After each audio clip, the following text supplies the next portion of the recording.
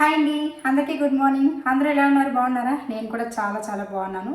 So ఈ రోజు అయితే శ్రావణ మంగళవారం పూజ అయితే చేసుకుంటున్నా అమ్మవారికి. లక్ష్మీదేవి అమ్మవారికి అయితే నేను మంచిగా అర్చన చేసి, అలాగే ఓం శక్తి అమ్మవారికి అంబలి పెట్టి పూజ అయితే చేసుకుందామని చెప్పేసి అనుకుంటున్నా.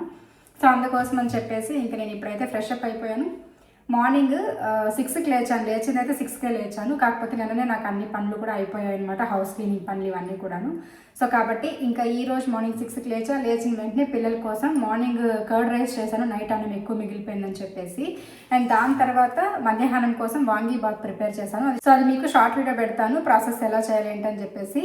అండ్ నెక్స్ట్ అయితే ఇంక ఇప్పుడు వంట అంతా చక్కచక్క చేసేసి పిల్లల్ని కూడా రెడీ చేసి స్కూల్కి పంపించేసిన తర్వాత ఇప్పుడు నేను వీడియోస్ అన్ని ఎడిటింగ్ చేసి, సో మార్నింగ్ 10:30కి అయితే మన ఛానల్లో లాంగ్ వీడియోస్ వస్తాయి కదా, సో లాంగ్ వీడియో అయితే ఎడిటింగ్ చేసి ఇంకా పబ్లిష్ చేసేసిన తర్వాత నేను ఫ్రెష్ అప్ అయ్యేసి వచ్చాను. ఇంట్లో పనులన్నీ అయిపోయాయి. సో ఇప్పుడు నేను రిలాక్స్గా పూజ అయితే చేసుకుందాం అనుకుంటున్నా. మార్నింగే చేసేద్దాం అనుకున్నాను, కానీ ప్రశాంతంగా చేసుకోవాలంటే పిల్లలు వెళ్ళినాకే అని అనిపించింది. సో అందుకోసం అని చెప్పేసి ఇప్పుడైతే స్నానం చేసుకొని వచ్చేసాను.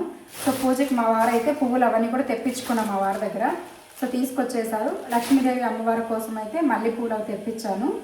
సో ఇంకా అలాగే విడి పువ్వులు కూడా తెప్పించాను అనమాట. చామంతి, రోజాలు, ఇదిగోండి.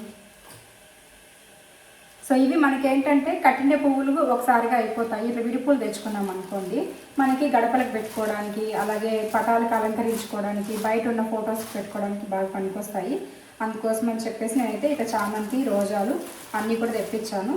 అండ్ ఇప్పుడు నెక్స్ట్ అయితే ఇంకా మల్లె పువ్వులు కూడా తెప్పించాను లక్ష్మీదేవి అమ్మవారికి, అలాగే ఓం శక్తి అమ్మవారికి వేద్దామని చెప్పి.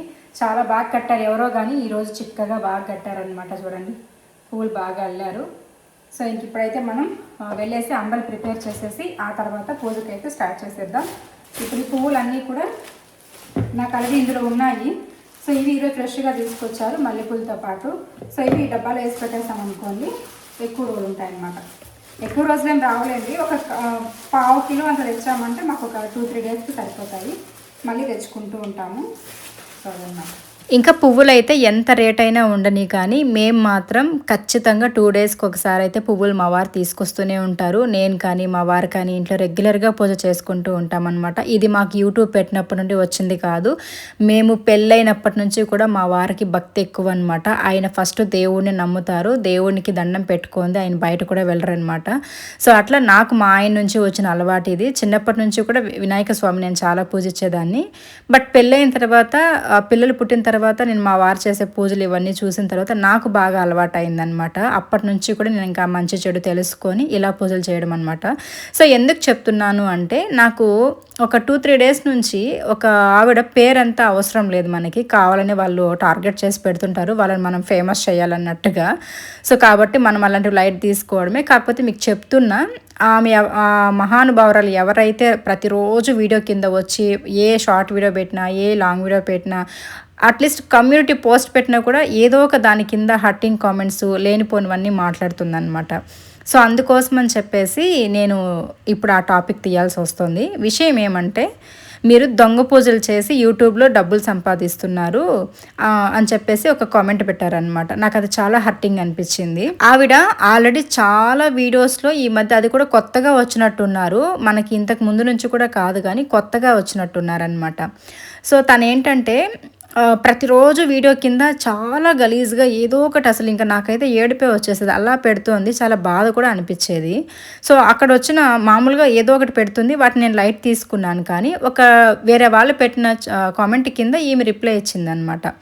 ఏమంటే, వాళ్ళు వీడియోస్ కోసం, ఈ యూట్యూబర్స్ అంతా అంతే, యూట్యూబర్స్ని నమ్మకూడదు, యూట్యూబర్స్ దొంగ పూజలు చేసి అన్నీ కూడా మనకి అబద్ధాలు చెప్తూ ఉంటారు, అబద్ధపు పూజలు చేసి డబ్బులు సంపాదిస్తుంటారని చెప్పేసి కామెంట్కి రిప్లై ఇచ్చి పెట్టున్నారనమాట. నాకు ఎందుకో తెలియదు, అది చూడగానే చాలా కోపం వచ్చేసింది. అందుకోసమే నేను ఇంక ఈరోజు రియాక్ట్ అవుతున్నా. పోనీ ఆ ఒకరోజే పెట్టి వదిలేసింటే నేను లైట్ తీసుకునేదాన్ని. బట్ నాకు డైలీ ఏ వీడియో పెట్టిన దాని కింద ఇలాంటివే పెడుతుంది అనమాట. కావాలని వీడియోస్ కోసమే చేస్తున్నారు, వీడియోస్ కోసమే తింటున్నారు, వీడియోస్ కోసమే వంట చేస్తున్నారు, వీడియోస్ కోసమే పూజలు చేస్తున్నారు, ఈ యూట్యూబర్స్ని నమ్మకూడదు, యూట్యూబర్స్ అంతా దొంగలు, దొంగ పూజలు, దొంగ నాటకాలు అని చెప్పేసి ఇలానే పెడుతుందనమాట.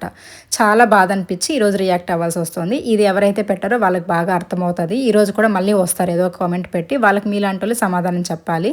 ఎవరైతే రియాలిటీ తెలిసిన వాళ్ళు, మేమేంటో తెలిసిన వాళ్ళు ఉంటారు కదా వాళ్ళు. సో దొంగ పూజలు చేసి యూట్యూబ్లో డబ్బులు సంపాదించాల్సినంత కర్మ మాకేం రాలేదు. యూట్యూబ్లు ఇప్పుడే వచ్చాయి, దానికి ముందు నుంచే మేము పూజలు చేసేవాళ్ళము. యూట్యూబ్ అంతా కూడా మనకి 2019-20 నుంచినే అందరూ స్టార్ట్ చేశారనుకుంటా, ఈ లాక్డౌన్ వచ్చినప్పటి నుంచి. సో ఏదో వీడియో కోసం మేము ఇంత డబ్బులు ఖర్చు పెట్టేసి మేము పూజలు చేసేయాలి అంటే ఒకరోజు చేస్తాం, 2 రోజులు చేస్తాం, మరి మూడో రోజు ఏం చేస్తామండి? సో ఏది నిజం అనేది ఎప్పటికీ ఉంటుందన్నమాట. అబద్ధం అనేది, దొంగ నాటకాలు, దొంగ పూజలు అనేది ఎక్కువ రోజులు ఉండవు, కొద్ది రోజులు మాత్రమే ఈ ఆర్భాటాలు ఉంటాయి. సో మేము అలాంటి వాళ్ళం కాదు. అలా చేసే వాళ్ళని ఏమైనా మేబీ మీ ఇంట్లో మీరు చూసుంటారేమో, అంటే మనుషులు చూస్తున్నారు కదా అని చెప్పేసి, మా హస్బెండ్ చూస్తున్నారు కదా, మా పిల్లలు చూస్తున్నారు కదా, మా అత్త మామ చూస్తున్నారు కదా, మా ఆడపడుచులు చూస్తున్నారు కదా అని చెప్పేసి దొంగ పూజలు, దొంగ నాటకాలు మీరు చేస్తారేమో. కానీ 10 మందిలో 100 మంది, ఇప్పుడు అట్లీస్ట్ 100 మందిలో మనం నిలబడి ఉన్నాము ఈరోజు ఒక సోషల్ మీడియాలో.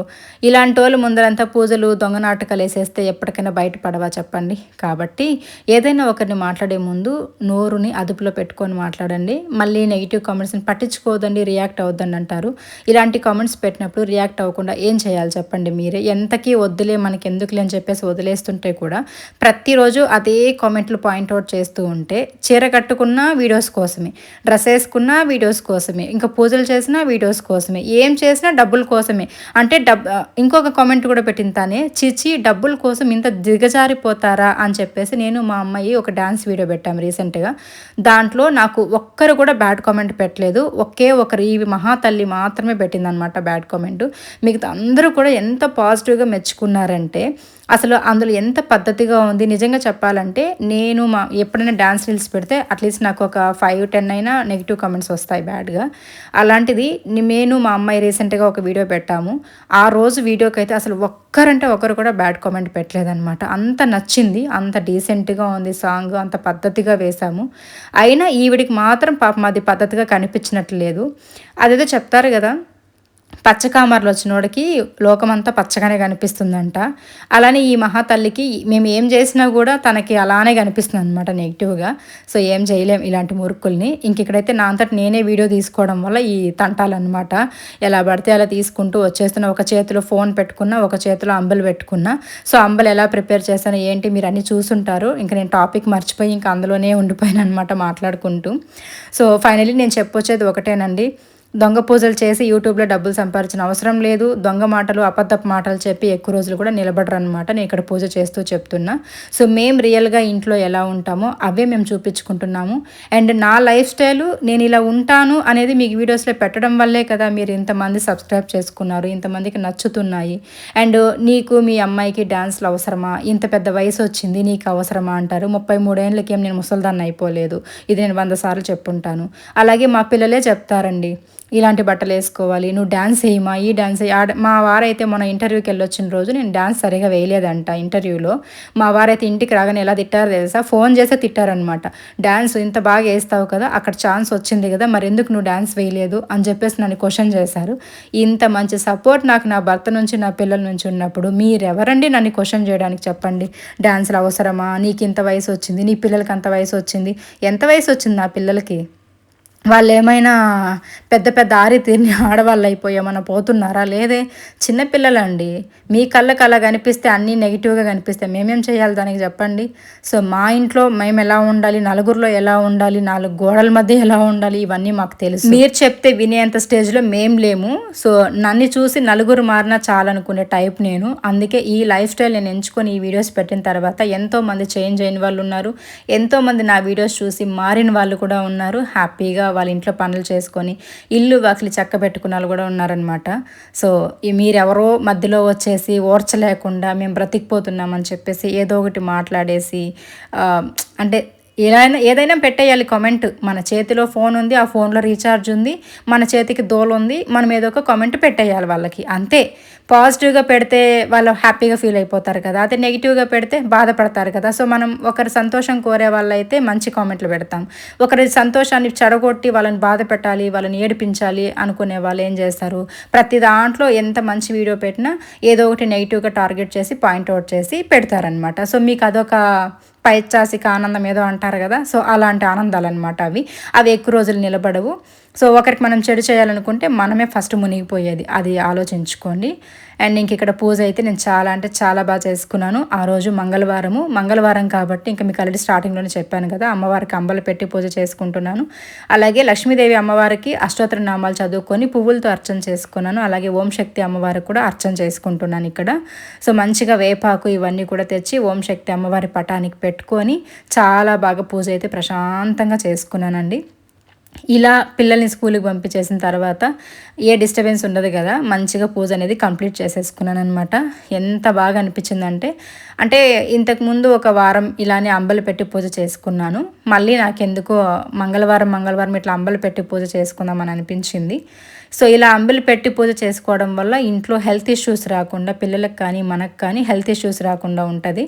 సో మీకు ఎవరికైనా ఇంట్లో ఎక్కువ ఇబ్బందులు పడుతున్నా, హెల్త్ పరంగా డిస్టర్బ్గా అవుతున్నా, ఇట్లా మంగళవారము ఒక 3 వారాలు 5 వారాలు మీకు ఓపిక ఉన్నన్ని వారాలు అయితే ప్రతి మంగళవారం ఇల్లు వాకిలి శుభ్రం చేసుకునేసి ఆ రోజుటికి అమ్మవారి దగ్గర అంబలు పెట్టేసి అయితే పూజ చేసుకొని చూడండి. హెల్త్ పరంగా పిల్లలకు కానీ మనకు కానీ ఇబ్బంది ఉంటే ఖచ్చితంగా తీరిపోతుంది. ఇంకా పూజ అయితే మీరు చూసారు కదా, చాలా బాగా జరిగింది. ఇంక ఇక్కడైతే ఒకసారి చూపించేస్తాను, చూసేసేయండి. ఇలా అమ్మవార్లకి నిండుగా మల్లె పువ్వులతో అలంకరించుకొని, చామంతులు రోజాలు అలంకరించుకొని పూజ సింపుల్గానే చేసుకున్నా కూడా నాకు చాలా కళగా అనిపించింది. వీడియోల కంటే ఇంకా రియల్గా ఇంకా బాగా అనిపించింది. ఆ లైటింగ్కి చాలా బాగా అనిపించింది. అండ్ ఇంకా అంబలు కూడా ఈవినింగ్ వరకు అలానే పెట్టేస్తాను. పొద్దున్న దీపం పెట్టి పూజ చేశాను కాబట్టి ఈవినింగ్ వరకు అలానే పెట్టేసి సాయంత్రం పిల్లలు వచ్చిన తర్వాత అందరికీ ఒక గ్లాస్ అయితే పోసిస్తాను. సో ప్రసాదంగా తాగేస్తామన్నమాట. సో మీలో ఎంతమంది ఇలా అంబలి ప్రిపేర్ చేసి పూజలు చేస్తారనేది కూడా నాకు కామెంట్స్ షేర్ చేసుకోండి. చాలా మంచిది కూడా ఇట్లా ప్రతి మంగళవారం, శుక్రవారం కానీ మెయిన్గా మంగళవారం అంబలి పెట్టి పూజ చేసుకోవడం అనేది చాలా చాలా మంచిది. సో పూజ అంతా అయిపోయింది. ఇంట్లో వంట పని అన్నీ కూడా పొద్దున్నే చేసేసి మళ్ళీ నేను పూజ చేసుకున్నాను కాబట్టి ఇంకా నాకైతే ఏ టెన్షన్ లేదు. రిలాక్స్గా నేనైతే వెళ్ళేసి మంచిగా జడ వేసుకొని పువ్వులు పెట్టుకొని వచ్చాను. సో పూజ కోసం తెచ్చిన పువ్వుల్లో కొన్ని పువ్వులు అయితే ఎక్స్ట్రాగా తీసుకొచ్చారంట. మా వారు పొద్దునే చెప్పేసి వెళ్ళారు, రోజు జడ వేసుకో ఉంటావు, నాకు ఇష్టం కదా ఇట్లా జడ వేసుకుంటే, నువ్వు ఈరోజు మంచిగా చీర కట్టుకున్నావు, నాకు బాగా నచ్చింది, మంచిగా జడ వేసుకొని పువ్వులు పెట్టుకో అని చెప్పారనమాట. అప్పుడప్పుడు చెప్తుంటారు, బట్ నేనే విననమాట, కొంచెం బద్ధకం మనకి. బట్ ఈరోజు మా వారికి నచ్చినట్టుగా నేను రెడీ అయిపోయాను అనమాట. ఇలా జడ వేసుకొని పువ్వులు పెట్టుకునేసరికి బాగా అనిపించింది. మా వారు రాగానే నన్ను మెచ్చుకున్నారనమాట, బాగున్నావు ఈరోజు అని చెప్పేసి. ఇంకా లంచ్ అంతా పొద్దున్నే ప్రిపేర్ చేసేసానని చెప్పాను కాబట్టి ఇంకా నెక్స్ట్ అయితే నేను ఇంకా తినడానికి కూర్చునేస్తున్నాను. ఇంట్లో పనులు తర్వాత నేను రెడీ అవ్వడం ఇవన్నీ అయ్యేసరికి మధ్యాహ్నం అటు ఇటుగా ఒక 12 అయిపోయింది. సో నేను మార్నింగ్ నుంచి టిఫిన్ ఏం తినకుండా పూజ చేసి అంబలు పెట్టుకొని మొక్కుకున్న తర్వాత మళ్ళీ ఒకసారిగా తిందామన్నట్టుగా ఇంక నేను తినకుండా ఉండిపోయి ఉన్నాను. అందుకోసం అని చెప్పేసి ఇంకా 12:30 ఆ టైం అయి ఉంటుంది. సో అప్పుడైతే ఇంక నేను తినడానికి కూర్చుంటున్నా. సో మార్నింగ్ అయితే కర్డ్ రైస్ చేశానని చెప్పాను కదా, ఆ కర్డ్ రైస్ కూడా కొంచెం ఉంది, నా భాగం అనమాట. అది నేను తినలేదు కాబట్టి ఇంకా వాంగీబాత్ అయితే భలే టేస్టీగా కుదిరింది. సో ఇంకా పెరుగన్నము అలాగే వాంగీబాత్ రెండు కూడా కొద్దిగా పెట్టుకున్నాను. అండ్ పెరుగన్నం కూడా ఎందుకో తెలియదు, ఆ రోజు భలే టేస్టీగా కుదిరింది. దానిమ్మ గింజలు ఒకటి మిస్ అయింది కానీ ఇంకా టేస్ట్ మాత్రం యాజ్ ఇట్ ఈజ్ ఉండే.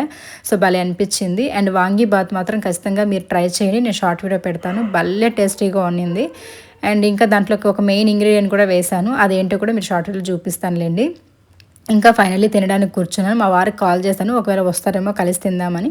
బట్ అప్పటికి 12:20, 12:30 ఆ టైం అయ్యింది. ఇంకా అప్పుడైతే రారనమాట. 1 గంటకి 1:30కి అట్లా వచ్చి తింటారు ఆయన.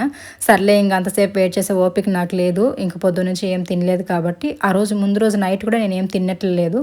సో అందుకోసం బాగా ఆకలేసేసింది. అందుకోసమే ఇంకా వాంగీబాత్ వేరే కిచెన్లోకి అట్లా అటు ఇటు తిరుగుతుంటేనే ఆ స్మెల్కి అవ్వట్లేదనమాట నాకు.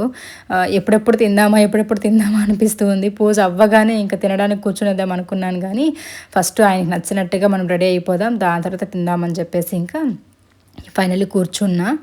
సో ఇంకా బాగా ఆకలేసేసింది అనమాట. దానికి తోడు వాంగీబాత్ మాత్రం నిజంగా టేస్ట్ అయితే భలే కుదిరిందండి. ఇంకా అలా తింటూ ఉన్నాను. మీరు మాత్రం వీడియో ఎలా అనిపించింది, మీ ఒపీనియన్ కామెంట్స్ షేర్ చేసుకుని వీడియోస్ లైక్ చేయండి. Thank you.